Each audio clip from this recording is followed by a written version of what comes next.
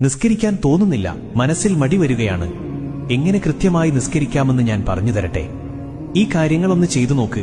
ഇൻഷാ അല്ലാഹ് നിസ്കരിക്കാനുള്ള മടി നമ്മിൽ നിന്നില്ലാണ്ടാവും. 1. ബാങ്ക് കൊടുക്കുന്ന സമയം നമ്മൾക്ക് തോന്നും ഇനിയിപ്പോ നിസ്കാരം പിന്നെ ആക്കാമെന്ന്. ആ ചിന്ത വരാതെ നോക്കുക. അങ്ങനെ വന്നാൽ ഉറപ്പിക്കുക ശൈത്താൻ നമ്മെ പിഴപ്പിച്ചുകൊണ്ടിരിക്കുന്നു എന്ന്. 2. പരമാവധി ബാങ്ക് കൊടുത്ത സമയത്ത് തന്നെ വുളു എടുക്കാൻ ശ്രമിക്കുക. 3.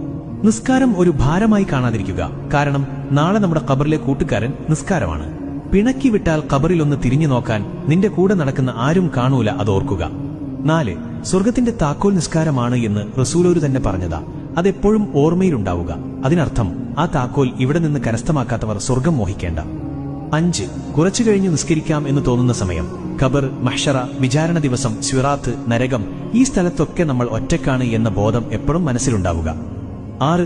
പിന്നൊന്ന് ഉറപ്പിക്കുക, നിസ്കാരം ഉപേക്ഷിച്ചാൽ ഈമാൻ കിട്ടി മരിക്കൂല, ഈമാൻ കിട്ടാതെ മരിച്ചാൽ നരകം ഉറപ്പിക്കാം, റബ്ബ് കാത്തുരക്ഷിക്കട്ടെ, ആമീൻ. 7. എപ്പോഴും ഓർമ്മയിലുണ്ടാവുക, ഈ വഖത്ത് ഒഴിവാക്കിയാൽ ഒരുപക്ഷെ അടുത്ത വഖത്ത് ഒഴിവാക്കാൻ നീ ഉണ്ടാവില്ല എന്ന്. നിസ്കാരം ഒഴിവാക്കുന്നവർക്ക് ആയുസ് കുറയും, ദാഹിച്ചു മരിക്കും, ഖബറിൽ തീ നിറക്കപ്പെടും, സ്വർഗത്തിന്റെ വാസന പോലും കിട്ടില്ല. 8.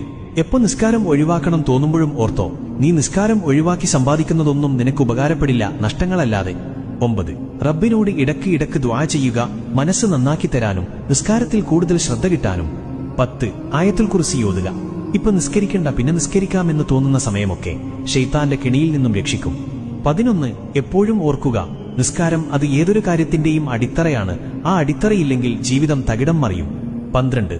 ദിവസവും ഒരു 10 വട്ടമെങ്കിലും സ്വലാത്തുൽ ഫാത്തിഹ പതിവാക്കുക. ഇത് മനസ്സിനെ നന്നാക്കും. ഇങ്ങനെയൊന്ന് ചെയ്തു നോക്ക്, ശരിയാവും ഇൻഷാ അല്ലാഹ്. മറ്റുള്ളവർക്കും ഇത് അയച്ചു കൊടുക്കണേ ഹബീബേ. ചിലപ്പോൾ നിങ്ങൾ കാരണം അവരും നന്നായാലോ, നിങ്ങൾക്കും അതിന്റെ പ്രതിഫലം കിട്ടില്ലേ? അല്ലാഹു നമ്മുടെ അമലുകളെല്ലാം സ്വീകരിക്കട്ടെ, ആമീൻ യാ റബ്ബൽ ആലമീൻ. അസ്സലാമു അലൈക്കും വറഹ്മത്തുള്ളാഹി വബറകാതുഹു.